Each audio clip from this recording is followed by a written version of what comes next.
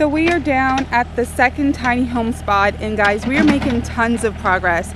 I know it looks a hot mess right now, but we're just working on our streams and our French drains. All that water just wants to run with gravity down at the bottom. So what we did was create our own stream through the property. The only thing we had to do, guys, to get this stream to come through here was to literally just dig. There's so much water on this property that you can just redirect everything into one stream, and that would help you to kind of get everything flowing and dry out the other parts of the property. That way we can have all of that property where Eric is grading out to put the tiny home. So today is just about streams and French drains and trying to get everything just to drain down into our pond, which will go underneath the driveway down into the creek. Yesterday we dug our French drains, and today we're actually going to be trying to start putting them in. We went to the quarry this morning and we got 2 tons of this gravel rock, and we have our fabric, and we went to Lowe's yesterday and picked up some piping. So Eric is trying to start the mini X, and we're gonna haul all these materials up to the second level. This is a really important part of the property because we need to get things dried out a little more to start our building process. We're gonna have to try and get the mini X to scoop all of this out of here and try to get it on the back of the 4x4.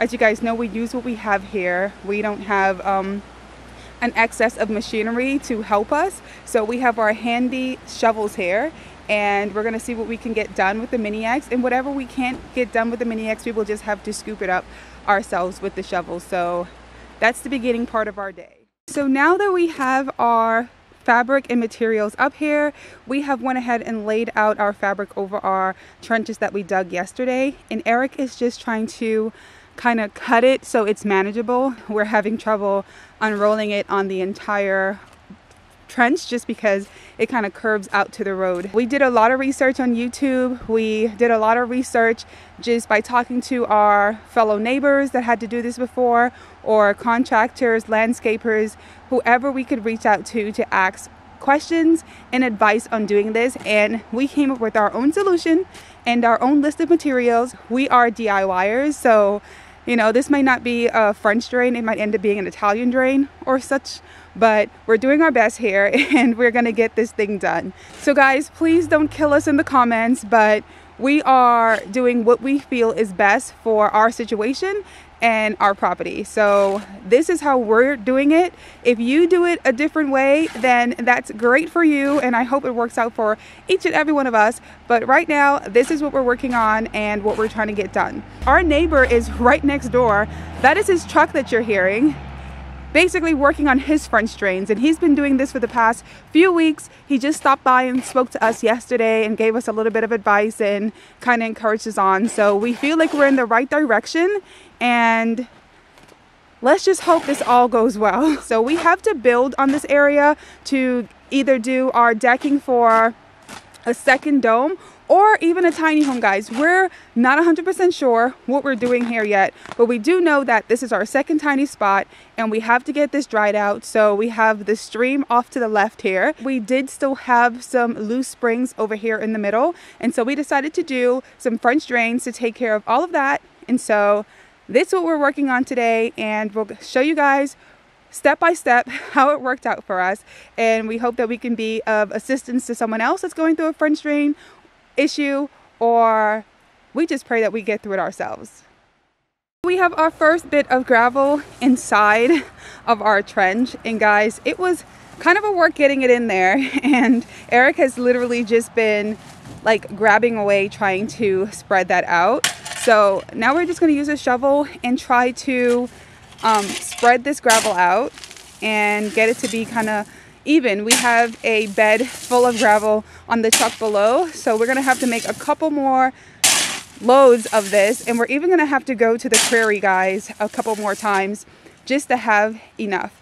Now I'm going to stop filming and go and help Eric because the fabric is flying everywhere, and I'll show you guys step by step as we go along how we were able to get our drain done. All right. Alright guys, so now that we have all of our trench kind of laid out with the fabric, and we have about 3 inches of the gravel laid at the bottom all the way through, we are now going to start the process of getting our pipe in there. And so Eric's just going to get our Sawzall so we can be able to cut it to fit. But this is the piping that we're using, and you can get this at any kind of hardware store, and this is specifically designed for trenching and French drains or whatever drains you're doing, because as you can tell, it kind of has some holes punched in it, and that just allows the water to flow even better. So we have the black piping is going to go in the majority of the trench, and we have the more sturdier white piping because part of our trench is under our roadway. So we're just going to get all set up, and we're going to lay that piping in here, and then once we get to the driveway, we're going to lay that white piping, and then we're going to put about, I want to say, 5 to 6 inches of gravel on top until it gets kind of to the top of the trench, because we're going to have to kind of burrito or fold this fabric over the piping and all that gravel, and then we'll be able to grade the dirt back over that. We do have 2 of these French drains right next to each other just because this area tends to get really saturated. As you can tell, it's almost the bottom part of the sloping part of the property. So this area tends to collect a lot of water, and this is why we're gonna have to do this in the middle of the property. But it's going so fast, so soon, and we've never done this before. This is what it looks like so far. We're running through gravel so fast, guys, so we're gonna have to make another stop at the quarry and kind of keep it going. But it goes all the way out here to our pond where we already have our stream running to collect all of that water, and it is trickling down so nicely. It makes this real peaceful sound, and it goes into this pond that then catches everything out of that pipe down into our second bigger pond at the bottom and then it goes all the way over into the creek where Eric is. So we have a lot of trickling down of water and collections of water on this property, and we love it, guys. It makes for such a peaceful, serene property and just a great stay for our guests. So I can't wait till it's all done and you guys can see what we do here. Alright guys, we are at the rock quarry trying to get us some gravel. This place is always so busy, and we're about the smallest truck here all the time. They normally have like dump trucks that come and get tons of this thing. It was so funny, we were on the scale and the truck behind us was like 60,000 pounds heavier than us with their gravel. But yeah, this is where we come to get the gravel for the road.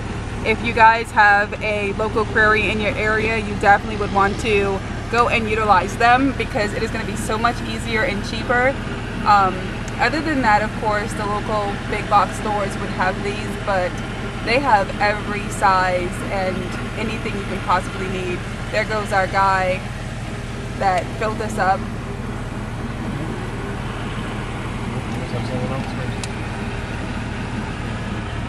That's a huge machine.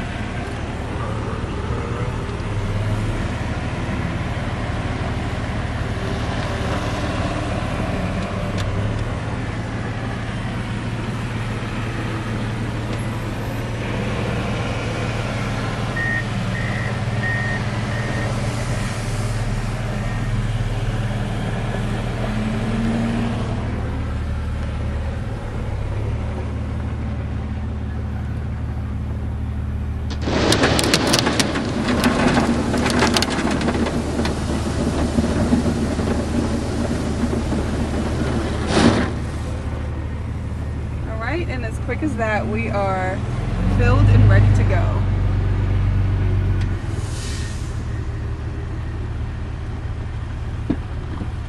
So we're gonna see how much we weigh. When we came in, we were about 7,000 pounds, 7,500. So we're now 700 or so. So yeah, we're pretty loaded. We're gonna have to get back to the property and get this unloaded and do another round of gravel just to get this all done.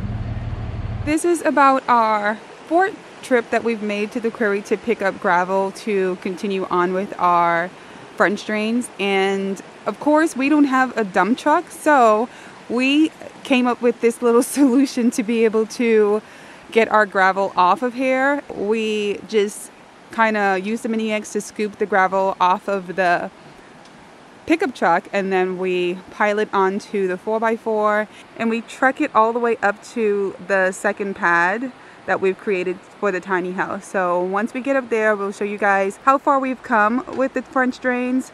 Eric worked yesterday by himself. I had to take care of some errands around the house, so I'm excited to see how far he's gotten and what he's done. But for now, we are going to focus on getting all of this gravel here onto this little mini X. It normally takes us about 4 trips or so to unload the truck onto the 4x4, and it's a lot of work, guys, but eventually we get it done, and our French drain should be done today, hopefully, and then we'll get working on the roadways.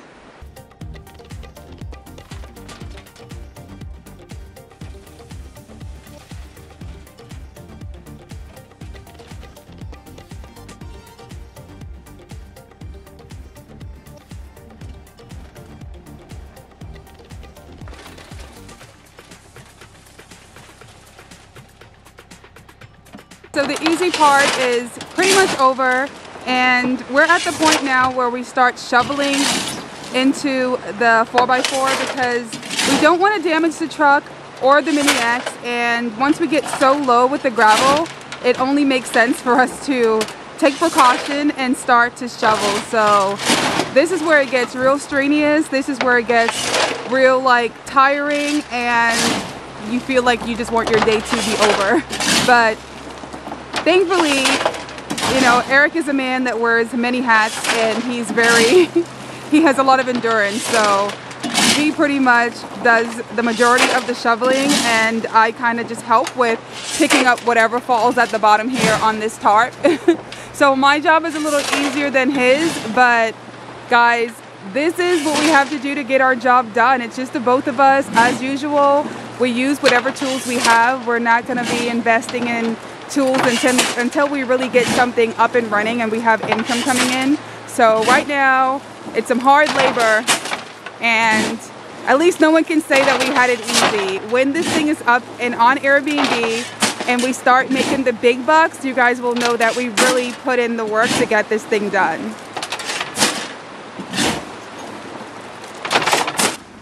So I'm back today, and to my surprise, Eric actually has the first French drain already closed up. I almost didn't even recognize the place because I left this area with 2 trenches going through the property, and both of them were open. I didn't think he was going to get that one finished without me, but he did, guys, and I can't even tell where the French drain was. Of course, we still have to grade this area out some more, but we only have the second trench here to fill, and we have our first load of gravel here. So we're just going to go along this entire thing. Eric was able to fill a lot of it yesterday, but we recommend doing this in sections, guys, because there is holes at the bottom of this pipe, and you're going to want your holes facing down to the ground. That way, if any water seeps up into the trench, it goes into the pipe and it will travel the length of the trench, and it'll all come out at the end. Basically, we're going to fill the trench like this with gravel the entire way. You want about a few inches above your pipe and a few underneath. So we're going to have to come back and finish this area out here. But as you can tell, this piping goes out into the pond that we created at the bottom, and it also connects with the stream that we have in this area. So all of our water is going to be collected in this one area, and it's going to go into our pond, and that is going to hopefully keep this entire area here dry.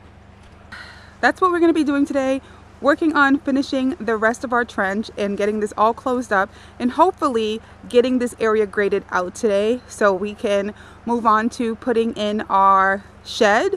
We got our shed delivered today, and the shed is going to house the water house and all of the electrical panels and everything for the property. So that's going to be exciting, moving on to that. And we just need to get this area graded out and dried up a bit so we can move on to that. So let's get this trench done, and then I'll show you guys where we're putting the shed to house all of our electrical and plumbing, and we'll move on to that section of the property. And after that, guys, we're on to building. So we're really excited and can't wait to start building with you guys.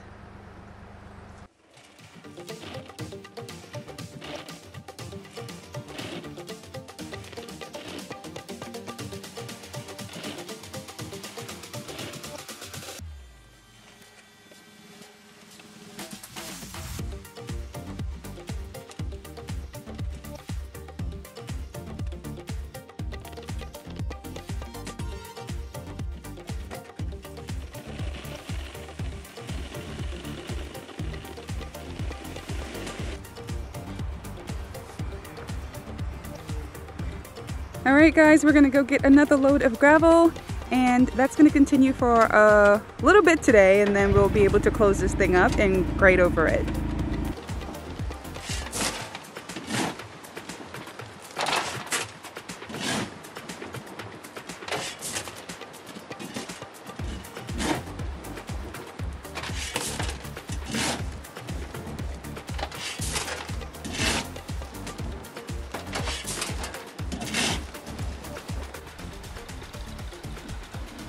Okay, so now that we have our pipe laid in there, we're going to use the rest of the gravel we have on the back of the truck to try and just get it to be positioned. So we have a joint right here because we do have two different piping that we use, one to go underneath the roadway and the other one is just some regular kind of drainage pipe. So right at that joint, you're going to want to make sure that you have that slanted and sloped at the perfect angle to make sure your water is able to run through that. And then you also want to make sure that it is going to be together and not moving, because once you put that dirt on top of there, you won't be able to get underneath it anymore. Okay, so now that we have the entire trench filled with gravel, we're just going to go ahead and kind of close the fabric in on itself to make sure that when we put the dirt on top of it and we grade over the top, that no dirt gets inside of the trench. So the fabric is to allow water in, but to also keep the dirt out. So we're going to want to make sure that when you cut it, make sure that it's cut so that it can kind of burrito on itself. We have the Mini X up here, and we're going to use the Mini X to grade all of this dirt that we pulled out of the trench back on top of the trench. So everything here is filled with gravel, and the fabric is now being closed up, and then we'll go ahead and just grade over it, and it'll be like it never happened. We are starting to close up our trench right now, and so Eric has already gotten quite a bit closed up and kind of smoothed out and graded over.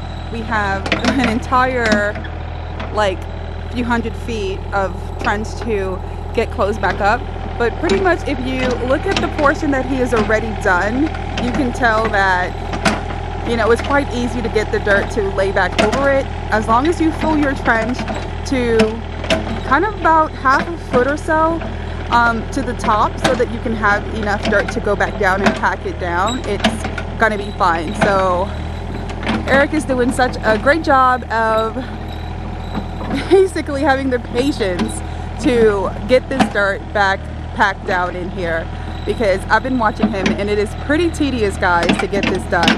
But that's pretty much how we did our trenches, and once we're done filling up the trench and getting it graded, we will show you what it looks like and we will start our building process.